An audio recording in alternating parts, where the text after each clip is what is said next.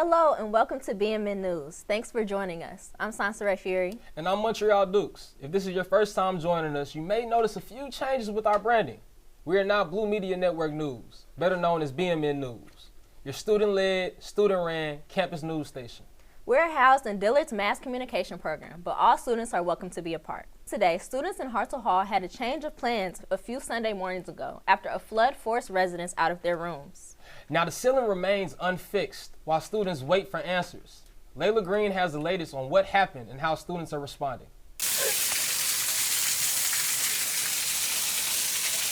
Sophomore Shalani Walker says it was 9:42 on Sunday morning when she woke up to water rushing into her room in Hartselle Hall. She immediately called for help. I remember texting the group me and being like, emergency. I said my room number, and then I sent a picture of the floor because all the water had just flooded in and it was everywhere. She says the leaks were coming from the ceilings of the first and second floors. Resident assistants quickly responded, contacting emergency maintenance and beginning to evacuate affected residents. I just see a video with the sky falling out. When I tell you I've never seen that much water in my life. RA Alana Gray says her team scrambled to move residents out safely while also contacting more help. I was calling Courtney Smith, my boss, to let him know we needed emergency maintenance right now. He's on to tell me he's on the way to church. I'm a big believer of God, but I'm sorry, we have a job to do. Somebody's room is underwater. It's been 7 weeks since Hartselle Hall flooded. The dorm hall still has missing ceiling tiles and exposed wiring where the water once fell through. This isn't the first time the building has flooded, and students are worried it won't be the last. 4 rooms in total were evacuated as the situation came to a halt around 2 p.m. No information was released about the cause of the leak or how the situation was resolved. I'm Laylah Green, BMN News. Dillard University opened its new dorm hall, the Innovation Collective. The new residence hall has students excited, but there have been some drawbacks. Topping the list of problems are car break-ins. It is not just an IC issue, it's also a community problem. Students say the lack of parking forces some of them to park on the streets around the IC, giving criminals easier access to their cars. We are expected to park on Dillard property and feel safe. Breaking in and any kind of burglaries or any kind of crime makes me feel unsafe as a student, so I hope that Dillard PD or just Dillard University in general could do a better job of taking care of our students and their property. We reached out to campus security. They declined an interview and told us that they did not have a comment on the matter at this time. An update to a story that rocked Treme back in January. Thursday, 21-year-old Keyshawn Bourgeois was arrested and charged with second-degree murder after police say she was trying to sell the gun used in the shooting. Police say charges stem from a phone call she had with her boyfriend Anthony Johnson, who was arrested back in January in connection with the shooting. Investigators also say Bourgeois posted a photo of the gun they believe was used in the shooting and tried to sell it on Instagram. She's expected in court Friday. And with that news, people who live in Treme are still reeling from the shock of the shooting itself, especially in a place that's loved and cherished around the world, the historic Dookie Chase restaurant. I spoke with a Dillard student who was there when it all unfolded. People living in the Treme area say what started as a normal Friday night quickly turned frightening when the sound of gunfire broke the silence outside the historic Dookie Chase's restaurant. I'm from the city of New Orleans, and I currently stay in the Treme area, which is 10 minutes from Dillard. I remember that night that I was doing dishes. It's Friday night. I was doing dishes this night. I usually am a busser, for the restaurant. All I could remember from that night was around 8, 9 p.m. All I could remember was there was like a ruckus outside. All you could hear was like boom, boom, boom. And I'm like, what's that? Gunshots. Witnesses say a man being chased by a gunman ran inside Dookie Chase around 8 p.m. on a Friday night. According to NOPD, the suspect followed and opened fire, killing the 19-year-old victim and injuring 3 women who were caught in the crossfire. A place that has been so historic through time, a place that has inspired a movie, a Disney princess movie, a place that has, been a place for civil rights leaders and freedom riders to come and, have a place of refuge and have a place to call home. I kind of look at it and I look at the situation and all I feel is like I just want to pray for everybody. Local residents are very hopeful for answers and increased safety in the Treme neighborhood. Reporting from Treme, I'm Montreal Dukes, BMN News. Students who live on campus and have meal plans typically rely on the dining hall in Kearney for all 3 meals of the day. However, some say the limited hours are hard to balance, especially with late classes, work, and sports. I spoke to students who say we need a compromise.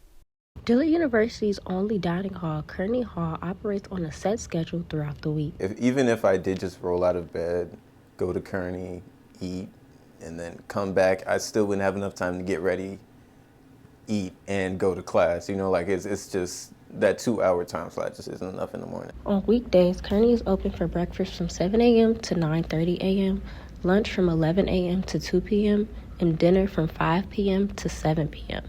On weekdays, brunch is only available from 11:30 a.m. to 2 p.m., and dinner hours remain the same. The fact it closes so early, and because of that, sometimes I might not be able to get there because I might have a project to work on, or I might have to stay after hours to do something, and then I won't be able to make it to Kearney. Students say that the gaps between meal periods are leaving them hungry.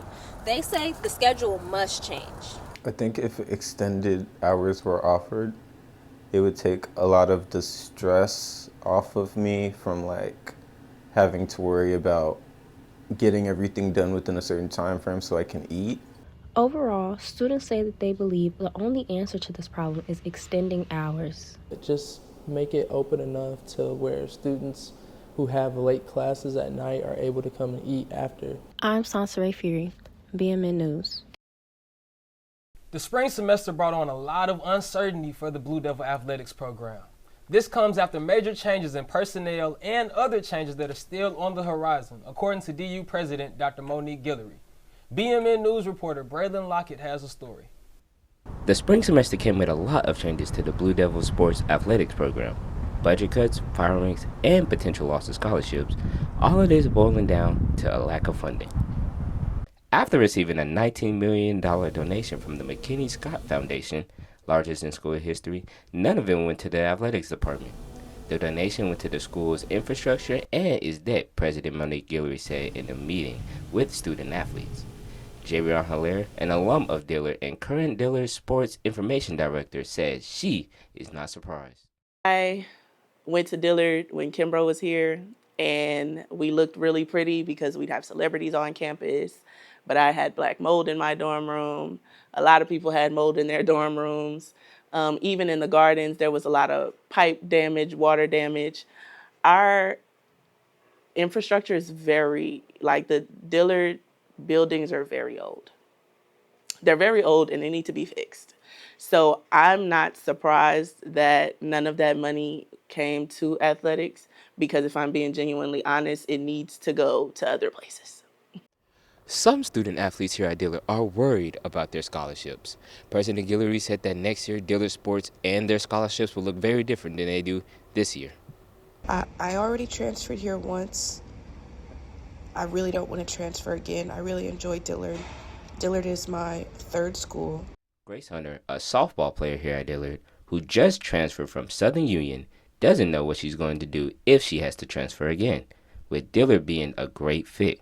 And I feel like Dillard has truly been the best fit for me, softball-wise, school-wise, culture-wise. I love my friends, so I really don't want to transfer. So if that does happen, I'm just going to have to figure it out. In that meeting, staff promised students a second meeting sometime in March, but there has been no confirmed date yet. I'm Braylon Lockett with BMN News. All right, coming up, you may have seen her on campus, working hard and participating in extracurriculars. And she's doing it all with one arm. Tyler Brown tells us how even with her disability, she doesn't miss a beat. Later in our newscast, the streets of New Orleans have been lined with booted and ticketed cars, while the city is ramping up on illegal parking. We'll be right back. Hi, my name is Zuri Primos. Hello, I'm Sonse'rae. I'm Dillard University. I'm here at the 13th Mayoral Masquerade Ball.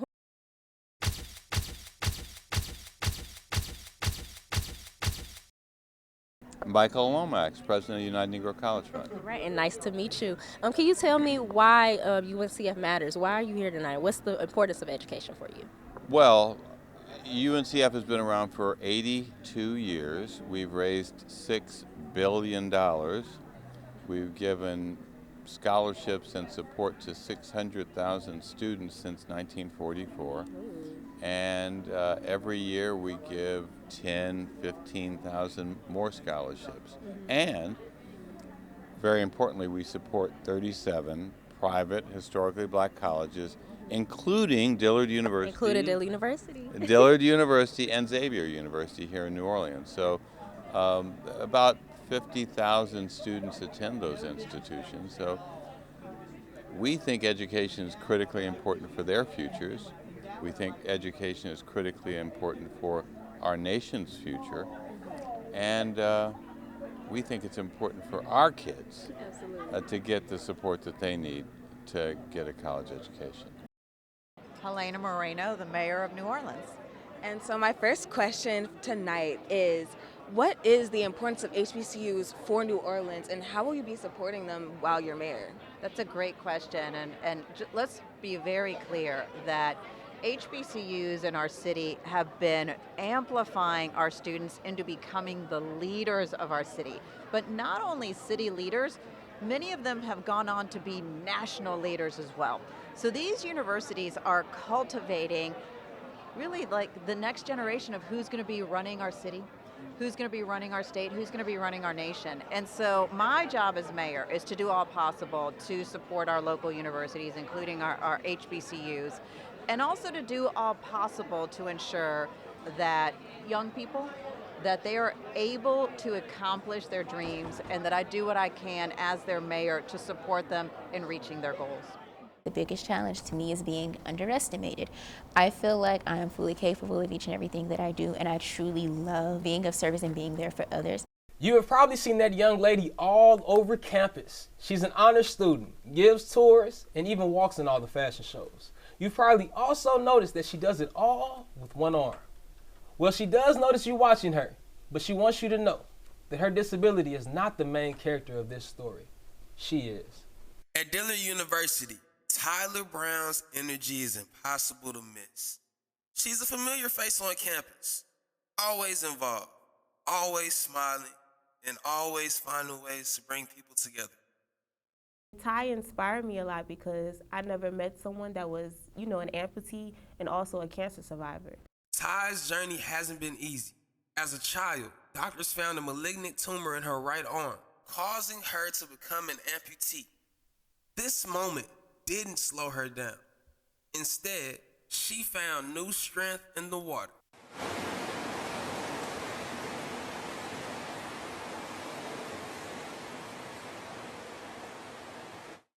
A national record holder in the Junior Olympics, as well as a swim instructor for kids with disabilities and sensory challenges. One of my challenges that I face is, I would say, my disability. I know a lot of people notice it when they see it at first, but I think one of the things people don't realize is that the biggest challenge to me is being underestimated.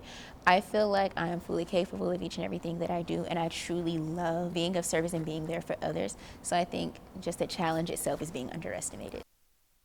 In one word, I would definitely say resilient.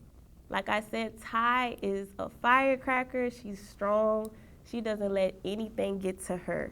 People want her to be down here when she's really up here, and that's just that. Like, she's just that girl. Coming up after this break, Dillard Quiz Bowl team is headed to LA.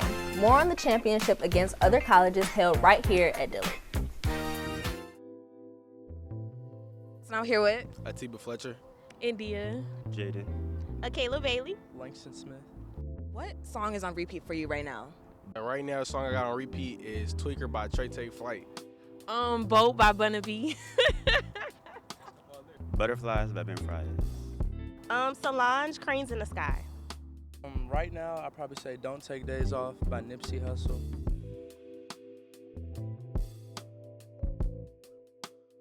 Welcome back. New Orleans Mayor Helena Moreno is putting her foot down on unpaid parking tickets as the administration continues to manage a budget shortfall. This is one way to increase revenue. Booted and ticketed cars line many of the streets of New Orleans. This as the Moreno administration is cracking down on illegal parking. Recently, the city has made headlines for a more than $200 million budget shortfall. According to the city, there is $100 million in unpaid parking fines and fees out there. The Moreno administration also rolled out plans to hire 50 new parking enforcement officers. Well, I guess if it helps the city out, we all, and I know not the, we've all probably had tickets. I guess you're obligated to pay it. But. The Moreno administration says this extends to unpaid traffic camera violations and fines as well. So we can expect more boots, tickets, and even some tollways. Dillard's Quiz Bowl team is headed to the City of Angels after taking home the silver in the Honda Campus All-Star Challenge National Qualifying Tournament. Dillard was the home team as it all took place in Georgia's auditorium. BMN News reporter Trinity Hale has more on the competition and who took home the gold. Just do a rise. It's just like, are you faster than me on the buzzer? But if you hone in on the things that you don't know, and what if that person doesn't know it too? That gives you like a little bit of leeway. You could buzz quicker than them. Now you got the answer. But if we touch bases on a little bit of everything, so them buzzwords kind of click in your head during competition, and that way, you know, just lock in and go. On February 21st, Dillard's Honda Campus All-Star Challenge team took home the silver in the National Qualifying Tournament. This win took place in Georgia's auditorium, where the team went head-to-head with other HBCUs around the country. This included Spelman, who took home the first place, Alabama A&M, Southern University at New Orleans, and many more. And I've been trying to get the team to practice like we were going to California even before we knew that we were going to California. And so that's one of the things that I have to admire about the team, the time that they take to practice. Do I give homework? Yes. Do I tell them things that I want them to study before I bring up Cahoots? Yes. But there's a certain responsibility that they have to take. Move at your own pace. Like, you're going to have to move fast, but you see the question, and he's reading the buzzwords. So even if you're not a visual learner, you're auditory, let him read it to you, because you can hear the buzzwords, and then you'll know what the answer is. So now it's just like lock in on the buzzer, bang. Competing in these tournaments means more to the participants than just winning. Many students spoke about the community, leadership, and internship opportunities that this activity brings. Like, I've gotten an internship with the U.S. Bank, or it was a fellowship with the U.S. Bank last year, and I don't know if I would have been like pushed to apply for or like seek out things like that if I had not been a part of the HCAS team. Dillard University's HCAS team will be competing in the national championship tournaments in Los Angeles starting April 11th through the 14th. My name is Trinity Hale, and this is BMN News. Leadership in action. The New Orleans alumni and Beta Gamma chapter of Kappa Alpha Psi Fraternity Incorporated hosted its yearly Guide Right Kappa League Leadership Conference for chapters in the Southwestern region at Dillard University. Kappa League is the fraternity's mentorship program for young men. BMN News reporter Jaden Johnson has more. Hundreds of young men came to Dillard University this past weekend to participate in Kappa League's Guide Right Conference. The conference focused on mentorship, leadership, and helping these young men with their future careers. Students 6th through 12th grade traveled from Arkansas, Louisiana, Mississippi, New Mexico, and Texas to take part in the program focused on leadership, education, and career development. I didn't actually have that when I was growing up and when I was trying to go to school. So we're just trying to help and make sure that these kids get exposure to the different colleges and universities, especially HBCUs like Dillard. We had a chance to interview Kenny Roberts, representing the Frisco, Texas alumni chapter, on what inspired him to take on the role of being a leader to these young men. It's several reasons. So one of the main reasons is because I know we do a lot of good things for them. We actually lead them in the community, doing a lot of different community service. And also we set them up with different scholarships and also a lot of exposure to tours like this, coming to your school and stuff like that, and getting tours from you guys. Throughout the weekend, guests went to seminars, competed in activities, and connected with mentors and professionals, including members of the New Orleans Golden Eagles and Olympic medalist Hollis Conway, helping them create connections with like-minded people. Rooted in servicing the community, the weekend also included community service efforts and fundraising to support next year's conference. The purpose of the program is basically to bring our young men from all over the country, the southwestern province, to really connect together with other members of Kappa League throughout those cities. And one of our major props is using our 7 phases of Kappa League, which is really how we basically just expand our program. Our specific issue today is we focus on phase 3, which is competition, those dealing with sports, politics, and career advancement. And we actually had the opportunity to have Hollis Conway, who's a 2-time world medalist and a member of our fraternity, who was actually one of our panelists. So it was a great day. It's just a full day full of fun, young men walking around, enjoying each other, enjoying our session. So we're glad to be here, Dillard, and we thank you. In addition to that, we also had these young men to participate in a community service event. And so we thought that was very important to sort of round things out. And they're also going to do a little fundraiser here in a little bit to try to raise funds so that we can continue to do these types of programs for them. So the monies that we raise today will help us to ensure that we can have this conference again somewhere next year. All right, let's head over to sports. Yes, because I heard the A's are getting crowded over there. You have no idea. Sports has been busy. They've got new coaches, a new AD, and a gym that apparently can't fit everybody for some games. All of that and more coming up in sports. Are you with today? Shayla Lee Henry. My name is Yarhalandro Pagan. Adria Jolliffe. Sean Tunstall. Miss Tony, Director of Career Services. What has been your most memorable moment at Dillard and why? My most memorable moment at Dillard so far was probably the homecoming game last semester where that one dude faked his injury and then everyone was making fun of him for it. He got so mad. His pace on the run out and he misses the dunk and Man, I would have to say homecoming. Homecoming was really, really good. Like seeing all the frats and all the sororities just out there and just having a blast and seeing all the alumni come out, it was a blast for sure.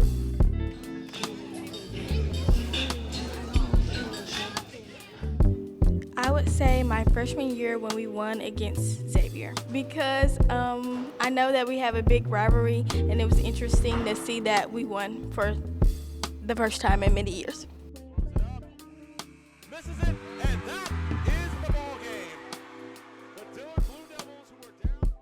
I'll say my first time being part of the jazz band as a freshman.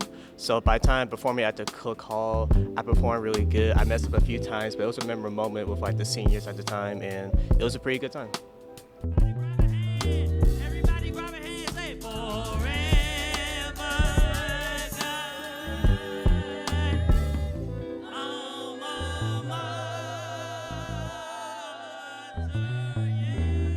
I would say my most memorable moment was Disney on the Oaks.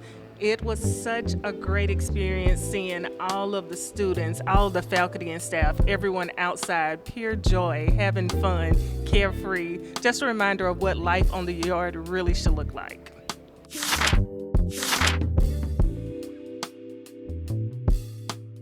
Welcome back. I'm BMN Sports anchor Carson Brown in for Sports Director Chase Lacey.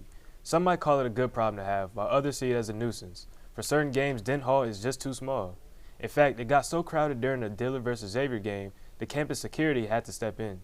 BMN News reporter Emmanuel Taveras has the details. Known for its rich athletic history and championship culture, Dillard University faces challenges managing game day crowds. The Xavier game for sure brings a crowd. That's the fullest our gym is ever, besides homecoming. The main struggles that we face during large game days like homecoming and Xavier would definitely be crowd control. A lot of people like to bombard their way into the gym because they know that it's small and they want to get their seats or they want to meet their friends who's holding a seat for them or whatever the case may be. But we usually, because it's first come, first serve, we usually get a rush at the door on big games. Dent Hall faced one of its biggest challenges last year at the 2025 Crosstown Classic against their rivals, Xavier University. It was kind of like we were bleeding profusely and we didn't have a way to stop it. People were crowding the exits and entrances, and as you know, that's a fire hazard. DUPD ended up turning off the lights. We had the MC announce, like, if you're not in a seat, you have to go, you have to clear the floor, the walkways, the exits. You can't stand in front of a door. So the game halted for about 10-ish minutes, and we were trying to get everyone seated. Like, we even had people sitting on the floor, crisscross applesauce, because they did not want to leave the gym because of how monumental this game is. Like, this game is a big one every year, regardless to who won it last year or not, you know? Regardless of the circumstances, the Blue Devils continue to fill Dent Hall with energy, competitiveness, and a fighting spirit. This is Emmanuel Taveras, reporting for BMN News. Earlier in the newscast, you heard Braylon's story on the many changes the Blue Devils came back to this spring semester. One of those changes is a new interim athletic director, Dr. Jayren Williams. Interim provost is now also interim AD. He takes the helm of the sports department following the sudden departure of Dr. Linda Bell back in December. Along with a new interim AD, there are also new coaches at the head of the baseball and softball teams. Sports director Chase Lacey has a story. There's a new energy for the Lady Blue Devils, starting with their new head coach, Jose Taitui. I'm still trying to get to know the girls, get to know everyone's ins and outs, and also get to know the school and kind of what I have to work with here. So, entering from Payne College, Coach Taitui is ready to start a new chapter here at Dillard. High standards, high expectations, and high execution. We can't execute to a high level if we don't have standards at a high level and expectations at a high level. The Lady Blue Devils are sitting at 2-1 in conference play with their next matchup against Oakwood on March 7th. The Blue Devils baseball team is also welcoming a new head coach in Kirby Marshall. Sophomore pitcher Trenton Roseborough says he's looking forward to the season. First, I was very nervous. I didn't know what occurred with my scholarship money or what was going to happen. Although he's new, Marshall has managed to really win over most of the team despite having shortage of staff. He is a kind of coach that stands on business for the most part. He is somebody that is disciplined. He instills discipline. The Blue Devils are sitting in at 3-6 on the year, but coming off of a dominant 27-9 win in their last conference win against Zuno. They head into Arkansas to play in their other conference foe, Philander Smith, on March 7th. I'm Chase Lacey from BMN News. That's going to do it for sports. Coming up next, BMN News reporter Trinity Pender dives deep into the delicious part of New Orleans, French bread. Who am I here with today? Hey y'all, I'm Ayana. Good morning, good afternoon. I am Kimani Coleman. I am Sonse'rae. Jeremiah Richardson. My name is Trinity. What are your plans for this year's spring break? I don't have too much. I really think I'm just gonna go home, chill, relax. It's been a long school year, and I think I just need a time to just take a break. Man, my plan, it's my last spring break, so, I'm gonna just be out. Q, you know what I mean. But I'm gonna definitely go hang out with some friends, probably go to the beach or something like that. This year's spring break, I'm going to D.C. to visit my friends. Like, some of them go to Howard, and some of them are driving over from NCAT, so spending the weekend with them, having fun, all that. Well, my spring break plans are still in the works. However, I want everybody to pop out for Sigma Week. Make sure y'all come out and tune in to the Walk Like a Sigma show on Friday. I just found out about it today, so I might try to go out of town somewhere if I don't got nothing else to do. New Orleans is known for many foods, but one staple stands above many of the rest: French bread. From po' boys to pastries, local bakeries play a major role in the city's culture and history. BMN News reporter Trenity Pender tells us why French bread remains such an important tradition. The smell of French bread is something you can find across New Orleans. From neighborhood bakeries to historic shops, French bread has become a symbol of the city's food culture. That's why I like the bakeries here in New Orleans, because they probably got some of the most affordable food for a student you can get. For many students living in the city, bakeries are more than just places to grab a meal. They offer a taste of local tradition and something you might not find anywhere else. You can tell here, they're actually, they probably grew up making the French bread. It might be a family staple or something. Other places you can tell, they looked that recipe up. This is the buttermilk drive. This is the original drive. This is the representation of the building we are inside of. But the roots of New Orleans bakeries run much deeper than recipes passed down through families. Because we have to understand what the history of bakeries are in New Orleans and why, baked goods are so integral to our history. It's a part of slavery, a lot of the German, Austrian, European bakers who came here and opened up bakeries. The city's European influence helped shape the bread traditions that are still popular today. Louisiana was colonized by the French. They wanted to recreate their memories of Paris. Local residents say what makes French bread in New Orleans so special isn't the recipe, it's the tradition. From historic bakeries to new shops opening up across the city, the culture is what it's all about. And for some newcomers, the difference is easy to taste. I'm from Florida, so like at most you just go get a little public sub, and it's like, you know, they probably got like the best bread or maybe some like Italian bread or something. But when I come here, it's like, oh, like French bread, and like it's a real like thing, like a part of the culture and a part of like how people eat. Whether it's a po' boy sandwich or a fresh loaf from a neighborhood bakery, French bread continues to be a staple of life in New Orleans. I'm Trinity Pender, BMN News. Y'all like po' boys? I ain't gonna lie, I could kill for a catfish po' boy. What about you, Carson? You can never go wrong with a sausage po' boy. That's a hot dog. It's not a hot dog.